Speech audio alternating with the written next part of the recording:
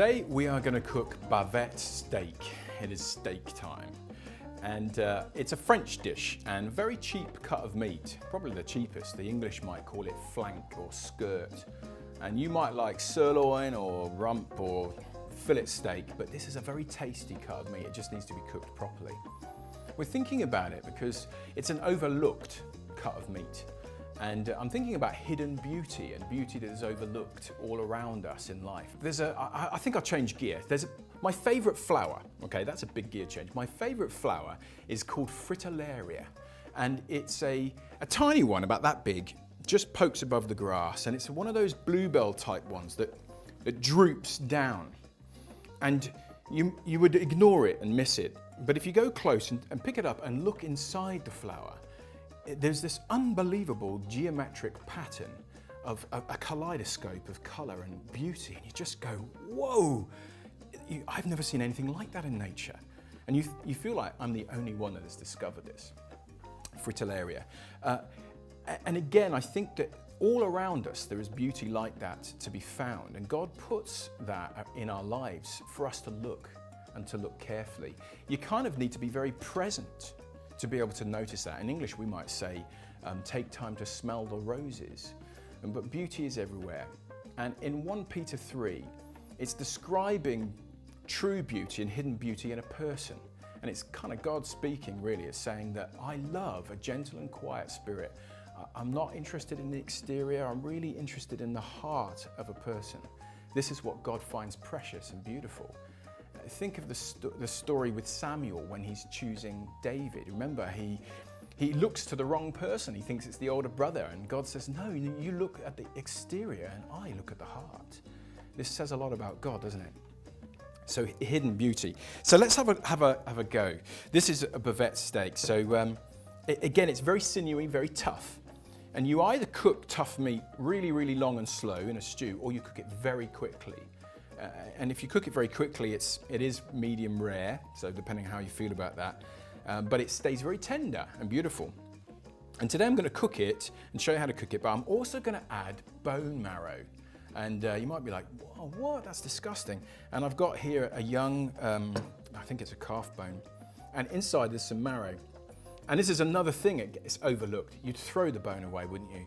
But inside the bone is this beautiful marrow, and it's kind of like soft and gelatinous, and it's very, very good for you.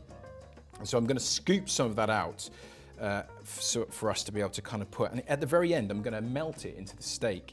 And the French do this with a lot of their steaks on the barbecue and in different kind of places. And what it does is it puts lots of moisture and kind of beauty into the steak. So here we go. I'm going to just put a little bit of oil onto the steak. It's better to put oil on the steak first rather than put it in the pan. Okay, so I'm just going to rub it on, and then I'm going to add some salt. A lot of people kind of get a bit kind of worried about seasoning meat before you cook it. And it's okay to cook it like this. In fact, I would always season before I cook, but just do it exactly before you're going to put it onto the frying pan. If you season it for half an hour before, it will draw the moisture out. So here we go. Oh, let's put a bit of pepper on. It really makes a difference in the final kind of flavour. So on we go.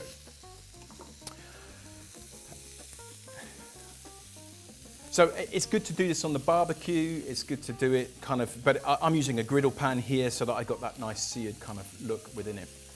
So thinking again about hidden beauty, and in the cookery world, this is kind of called cucina povera. It's an Italian phrase. And it's food that was born out of hardship and poverty. And I think as a chef, some of the best recipes have come out of people having to think creatively with their lack, with the cheap cuts of meat, with the things they found in the hedgerow, with bits of bone marrow, because you wouldn't want to throw anything away. And again, it's that whole thing of looking carefully and appreciating the small things around us, and extracting beauty and all of that kind of stuff from it. And this is what God's like. I think God reflects that, and He's interested in hidden beauty. He's interested in those small details, and it's part of our own journey of growth to open our eyes to be more present in the moment. So we're going to just flip it over. Oh, yes, that looks great. Perfect. So what I'm going to do now, I'm going to add the bone marrow, and I've bought a chef's blowtorch. It's got a little bit of paint on it because I've been using it in my art studio, setting fire to some of my art. We'll maybe talk about that later. So I'm going to actually heat up my spatula because I'm going to put the bone marrow onto the top of the steak, and I'm going to put a little bit of garlic and I'm going to melt it in. So I saw a Frenchman do this, so I thought it was a really clever idea. So I'm going to sear from the top down. So I'm just heating up this. I'm wondering how long I can hold it before it burns my hand.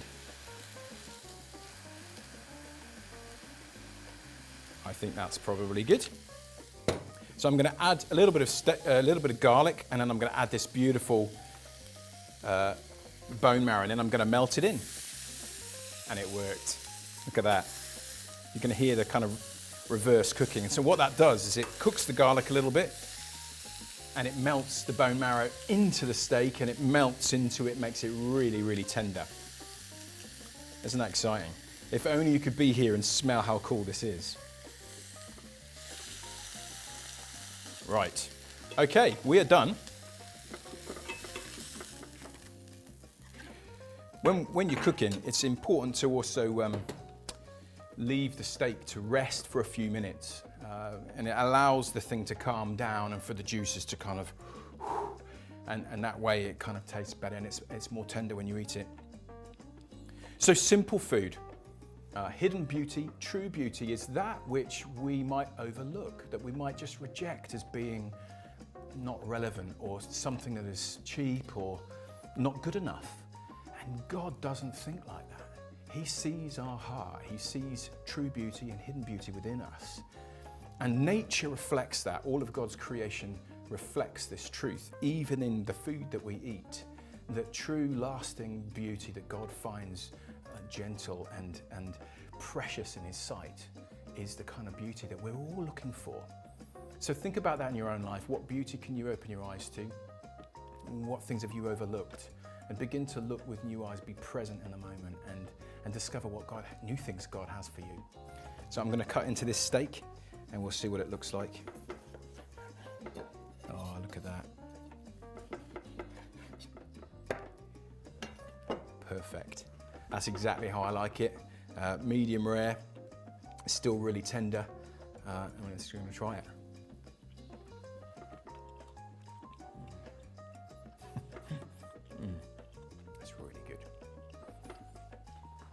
So if you've enjoyed this session, like, subscribe, share it with your friends, and we'll see you next time. I'm going to carry on eating the rest of this, regardless of what the crew thinks.